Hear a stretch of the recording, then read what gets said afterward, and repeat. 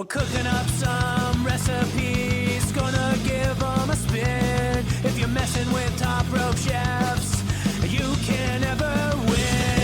We'll be leaving you in the kitchen, wishing you were beaten, battered, and fried. And we'll be cooking up some main dishes, desserts, and yummy things on the side. Can you take the heat? Can you take the heat? Can you take the heat? Can you take the heat? Can you take the heat? Can you take the heat?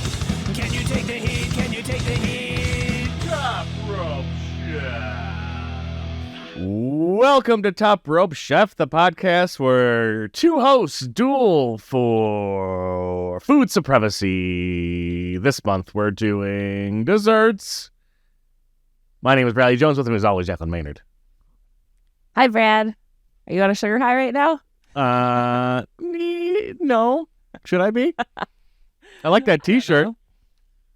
Yeah, some cool guy, made it. So I can bring Pierce Brosnan with me wherever I go. Do people comment on that shirt at all? Like, is that Pierce Brosnan? They ask who it is, and then I tell them, and then they seem to get more confused why it says good guy all day. Yeah, because when we were remembering Mrs. Doubtfire, we thought he was the bad guy. Turns out Pierce Brosnan did nothing wrong in that movie. In most movies, he's the good guy, even though he's British, very British. Mm-hmm. I think now that he's older, that's changing, though. But whatever, he's still Pierce Brosnan. So today's episode is cake, Jaclyn. I know you have a lot more experience than I making desserts, and particularly possibly these next two coming up. So, yeah, I do expect to beat you this month on every challenge. Yeah, I agree. That being said, just because I have experience making cakes does not mean I didn't totally mess this one up. So. Oh yeah, same. You try to get out of your element, do something fun, and end up just like destroying everything. Yep, but it's good for a laugh. Until you have to eat all of it that you've made. Yeah, I didn't have a problem with that. It's gone already. Well, without further ado, let's get into what we made. Would you like to go first, or should I take the reins? I want to go first. Yeah, I'm excited about my cake. So my cake was actually a part of a different food challenge I was also doing with my husband. We were having a Lord of the Rings feasting day that he came up with this whole itinerary and like food at certain times. Flowers spread, and yeah, you eat whatever they eat during the movie, right? You eat the and you have as many meals as the hobbits do. But we also cross that with the St. Patrick's Day, so we like St. Patrick's Day'd the food.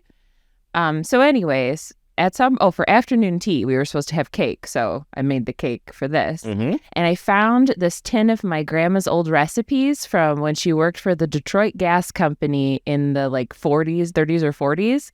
And she took some of their recipes, and they had this one for chocolate cake. So, of course, I'm going to make that. And I had all the ingredients and everything. What I didn't realize is that when they measured, like when you bought like unsweetened baking chocolate, the size of the bars is different than it used to be. However many, 100 years ago? Yeah. Yeah. So she said in the recipe, it's not her recipe, but in the recipe it said 3 squares of unsweetened chocolate. So I put that in there.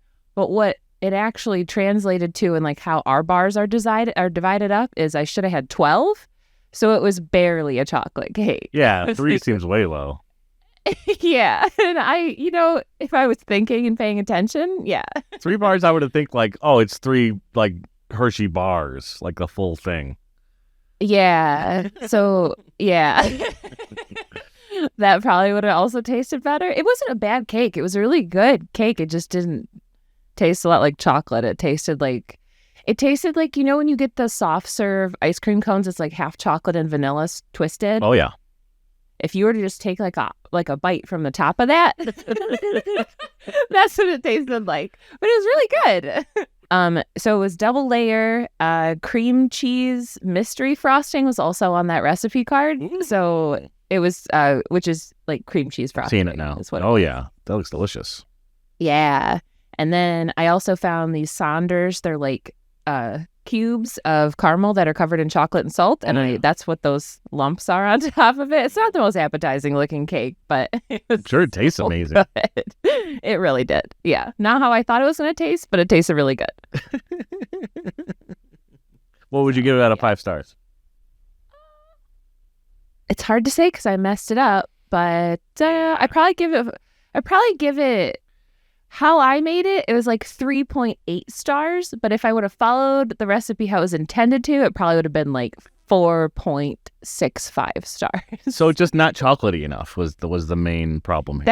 That was really it. Yeah, and I think because there wasn't enough chocolate, the texture was a little bit off, but it was still like really soft and lovely. I'm gonna make it again because I really want to try it how it's supposed to be made. So this weekend I'm gonna make it again. A cake a week. That's decadent. Heck yeah. That's the year we're heading for right now. It's full on like older person like retirement where you have like Cake. dessert every night with tea by the fire. Yep. Mm-hmm. Yep. We used to have ice cream every night as growing up as a family. That was a thing. That's I'm envious of you. A scoop of ice cream. A scoop of vanilla ice cream and some chocolate syrup. Oh, so you got to have sundaes? Not even just ice cream. That's a sundae. I guess so. I think you need like 1 or 2 more things to get into the sundae world, but I don't. Is it a 3? Dudes. I'd say 3 at minimum. Yeah. Okay. That makes sense. So what whipped cream would count as a third, though? Did you ever put, or sprinkles? No. No. Okay. I like sprinkles though. That's fun. Do you have a sprinkles preference? That's a very hot topic. Sprinkles. Sometimes just the rainbow. I kind of like the hard beady ones, the pearls or whatever. Really? Yeah, I actually like those ones. Okay. You got the crunch. That's what I don't like. I like the waxy jimmies. And you get like the chocolate sprinkle ones, and it's like, that seems fun, but I don't want that chocolate sprinkle. I want the rainbow sprinkle. Yeah, you do got rainbow is the way to go. Mm-hmm. Yeah. And then there's also like glittery diamondy one. You know what I'm talking about? I don't trust those. Yeah. Yeah, I do, but I don't trust it. You shouldn't eat glitter. I feel like we learned that. Mm. What about you? I want to hear about your dessert. So I made a 2-ingredient chocolate cake. Uh I used Duncan Hines Devil's Food Cake Mix. Okay. And I don't know if you've been watching wrestling recently, Jaclyn, but at the Royal Rumble this past year, they had a Mountain Dew Pitch Black match.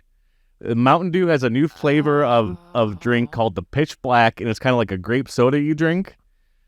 So I just used 12 ounces of Pitch Black soda and a Duncan Hines cake mix to make my cake, and I put it in a donut pan for extra flair. Okay, that's pretty cute. Yeah. And then as a topping, I did Cool Whip, and I made sort of like a Hostess cupcakey thing. Okay. I thought it was I overfilled the pan, for sure. I think I should have had one more pan, because I was trying to make cute little like donut shaped things. Yeah. But it then I like the swirl. Yeah, they ended up like overflowing the pan. Like, okay. So I had like a really flat base, and then opened up. Then you had like the little hole for the whipped cream. So that was kind of nice. But then I put 2 on top of each other because that made sense to me. It is so moist. It doesn't taste bad, I'd say. Okay. I forgot to spray one of the pans, so that was a mistake. Getting the cakes out of that one was hard. Yeah. And I'd say for how much effort I put into it, I got a good result. Okay. It tastes like a Hostess cupcake. That's pretty magical. You have that out of pop and box cake mix, but I'm really curious about that. You always come through with this bot cakes mix hack. You're the one who is so determined that those cookies were gonna work, and I was so against it, but you were right. Yeah, they were so good. And this is food. This is edible. It's very moist. It's like falling apart. There's absolutely nothing binding it together. But other than that, it's pretty good. So does that cake mix it doesn't have egg powder in it then? At all? No. Okay. I wonder what would happen if you also added an egg and made it a 3-ingredient. I think the soda is supposed to just take up the egg, the water, and the vegetable oil all in one. All right. nothing I understand about soda makes that make sense, but I trust you. You don't know that soda's a great binder, but I don't know, maybe. Well, I think like a lemon do. cake and like Sprite, I think you gotta just have like complementary flavors here. Yeah, that's true. Really make it shine. I did meet someone when I was still a baker in a past life who they insisted that the best pie dough recipe was just flour and 7-Up that Yeah. you put in. And that was it, because then you don't need sugar. And I don't remember now if there was lard. I would assume there's some sort of fat, because otherwise that would be a paste. But who knows? You got this 2-ingredient cake. 2-ingredient pie crust makes more sense than 2-ingredient cake to me. 2-ingredient cake. I thought you were going to say something with mayonnaise, because I've been seeing those pop up again. Those mayonnaise cakes. Well, I mean, it's just vegetables and eggs and a mayo. That makes sense. That's what goes in a cake. Yeah, right. This is water. Fat and eggs. Yeah. Yeah. And maybe it's runny enough when you cook it. I don't know. I did it. I made that when I was like 13 or something, like super young as a joke. And then my brother and I ate the whole cake. My mom used to use applesauce in place of the vegetable oil. That was her. Yeah. My mom did that too. Applesauce and canned pumpkin sometimes too, if we didn't have applesauce. And it made it like custardy. Fudgier. That's the word. I think if you're like making like a carrot cake or an orange cake, or, you know, you could probably use any vegetable you want and get away with a lot of stuff, you know, Yeah. as opposed to like a chocolate cake or vanilla cake. Yeah, I would think. Mm-hmm. So if you were to make it again, would you change anything up? Yeah, I would change the pan that I cooked it in, and I would try to figure out how to make it not so moist. I know everyone loves that word, but The line between do you ever watch Bake Off? No. Somebody watches Bake Off. Oh, sure. Okay, well, the line between like moist and stodgy is a really. It's like when it's like not done enough. You like Paul Hollywood puts his finger and stuff, just like presses things with his hands, which is a weird move. But it's like gummy and not cooked all the way. That line is real fine, and I'm not great at it myself. Yeah, I give my cake like a 2.5. I mean, if you Oh wow. if you're out of ingredients and have soda in a cake box mix, you could just make yourself a cake. It's just a thing that can happen in your life. Dr. Pepper might be good. That might be a good one. Spices in Dr. Pepper, but a spiced cake? That seems like a no-brainer. Yeah. Duncan Hines does do a good box cake mix. They're usually, from what I remember, they're a solid choice with that. I usually just get what's on sale. It's either Pillsbury or Duncan Hines or the store brand.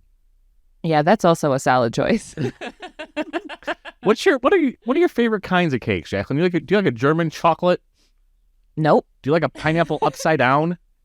Yes. Any cake that is traditionally like for old people, that's what I'm feeling right now. I love a banana cake with anything with cream cheese frosting. Coffee cake with cream cheese frosting is like the best. Love coffee cake. Oh my God. Do you go for fruit or like the custard? I like the raspberry one, and I also like the cheesy one. Ooh, the raspberry cheese combo. Oh, that cake is gone in a day. Yeah, it's definitely an old person cake too. Old people love coffee cakes. I like the cinnamon one too. Yeah. The cinnamon one's good. I love a lemon cake too, like a lemon poppy seed or just a lemon. It's also like springtime, you know. What about you? I like all sorts of cakes. I think I was always apprehensive about a carrot cake, but those are just so delicious. They have so much stuff in them, and you can put whatever stuff you have in your fridge. If you have leftovers to get rid of, just chuck it in that carrot cake, and then it's cake. And I don't think maybe I did make it one time where I actually shaved carrot, into it and made it from scratch. That was interesting. The texture is kind of funky, but the last time I did that, I was working as a baker, and we had those cheese graters, those boxes, and I was shaving it, and I was trying to go really fast, and I shaved my hand. Secret ingredient is the chef.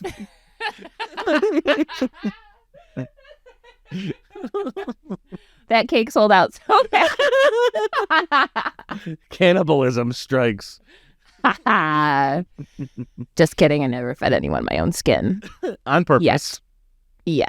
Yeah. I mean, I can say that I haven't fed anyone my own skin on purpose. I can't say it's never happened. Wow. All right. Cake month. Off to a great start. Thanks for joining us. Go to topropechef.com for all of our social media links. Support us on patreon.com/topropechef. See you next time.